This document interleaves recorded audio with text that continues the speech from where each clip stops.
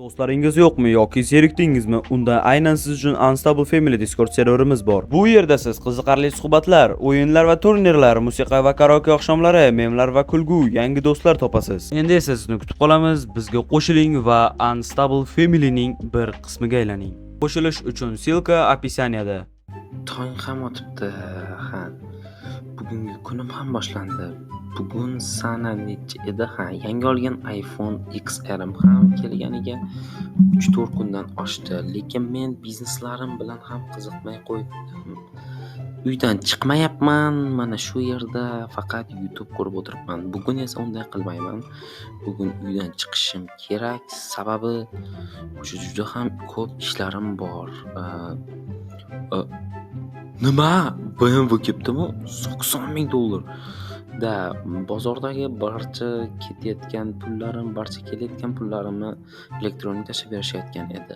Xo'p, $80,000. Menimcha bu mashinani bugun olsam kerak. Assalomu alaykum, brат, yaxshimisiz?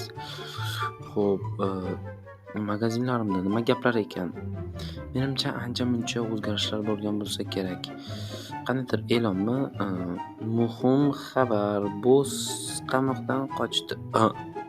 Boss qamoqdan qochdi? Qanaqasiga? U qamoqqa kirganiga bor yo'q 1 oy bo'ldi-ku, 1 oy ichida qochib ketdimi u? Qanaqasiga nimaga qochdi u? Bilmadim. Endi men gaplashib olishim kerak. Yaxshimisan? Nimaga pul bak ochiq? To'g'ri, pul bor, lekin yana ochib qo'yibsan. Qarab turmaysizlarmi, bolalar? Boss qamoqdan qochgan bo'lsa, u menga yana dushmanligini qiladi-ku. Wi-Fi'lar qo'yishibdi. Yaxshi, bu narsani keyin o'ylayman. Mana bundan juda ham yaxshi pul kelyapti. $30,000 menimcha bu o'ziga alohida olib qo'ygan, men beraman. Men milliarderlar safiga kirishimga ham ozgina qolyapti. Bagim ham to'lib ketibdi. Lekin men bittasi BMWdan olishim kerak. O'z shaharga bitta kelibdi. Bossni magazinda odam kam, lekin bu yerda ham o'sha xabar.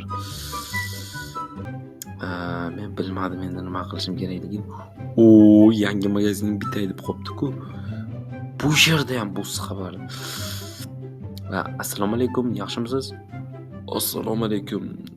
Siz magazin egasimisiz? Ha, men egasi. Tanidingizmi? Ha, tanidim. Magazin deyarli bitay deb qoldi. Menga bor yo'g'i $30,000 bersangiz, menimcha rashvot bo'lamiz. 30,000 bo'ldi, brat. Beraman 30,000 ni. 6,000, 12,000. Shunaqadan 4 ta berishim kerak. Brat, bo'lmasam mana pullaringiz. Men bo'lmasam bitta magazin ko'rib chiqayda, bo'sh, chunki hali savdo boshlanmagan va tovarlar ham olib kelinmagan. Ikkinchi etajga chiqish. Zamonaviy yo'laklar. Juda ham yaxshi. Bu yerda ham yaqin orada bu magazinim ham savdoni boshlaydi. Men bo'lmasam bu magazindagi ishlarni hal qildim. Tepaga plashatka va kafe qurilsa bo'ldi. Men BMWni olib, ukamni bugun ko'rib kelishim kerak edi. Ukamni ko'rib kelsam bo'ladi. Lekin hozir men 1-2 so'm pulni mana bu bratga tashlayman. Men 1-2 ta mebellarni ham olib sotib olib borishim kerak. Ukamni esa keyinroq ko'rsam bo'ladi. Brat, sizga menimcha juda ham ko'p savdo qilyapmiz. Sizga men 54,000 pul berarmidim, 58,000 mi? Bu menimcha. Mayli, brat, sizga bugundan boshlab 64,000 beraman. $6,400. Menimcha bu normalniy so'qqa. Bo'lmasam men BMWni sotib olaman. Assalomu alaykum, brat. Va alaykum assalom. Yaxshimisan? Brat, men BMW siznikimi? Albatta meniki. Bo'ldi, brat. Bo'lmasam sizga men $80,000 man. 36 6 pachka bo'lgan bo'lsa 1 2 3 4 5 6 7 8 mana. Brat, shuncha pulni qarang, brat. Men hech kimga buncha pul bermagan bo'lsam kerak shungacha. Brat, siz vashi milliarder brat bo'lib ketyapsiz lekin. Xo'p, BMW.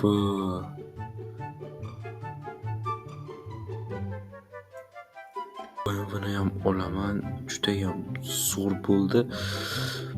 Bo'lmasam men hozir buni birlikda kalit narsalarni gaplashib kelay. Xo'p, men BMWni ham oldim. Endi asta yo'lga chiqib olishim kerak.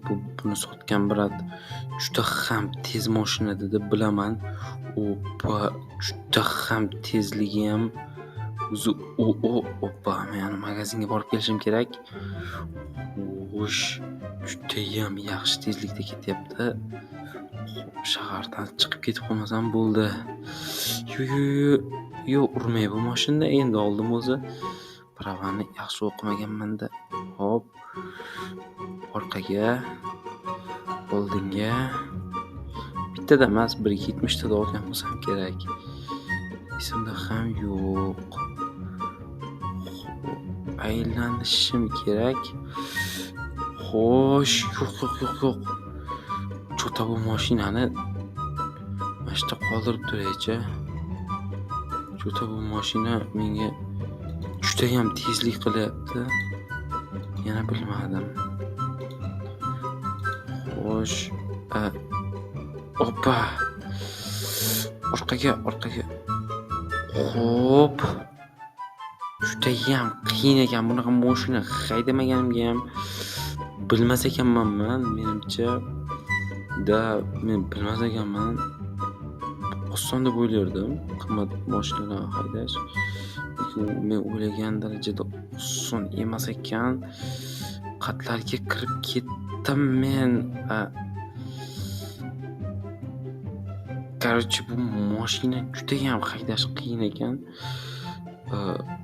Daraxtlarmi bir narsalar. Xo'p, mashinani bir amallab mashinadan chiqarib yuborishim kerak. Xo'sh.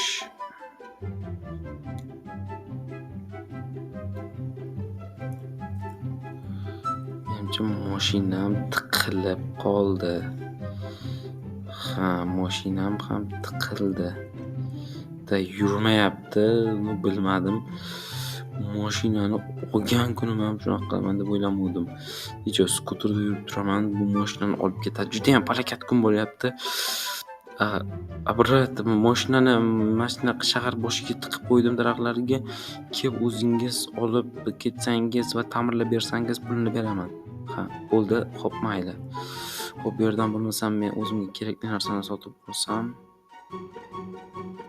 To'g'risi bu yerdan narsa olgan yo'q, kunim bekorga ketdi-yu, lekin men bilan yaxshi ekan, bular bilan kelishuv qildim. Endi men yangi ochilayotgan magazinim birinchi etajda, bular bilan tovar birga almashuv bo'ladi. Bir-birimizni reklamamiz va bir-birimizning magazinimizning kelishuvi. Xo'p, men skuterda tinchgina borib kelganim yaxshi. Skuterim ukam ko'rishga endi borib kelar ekanman-da endi.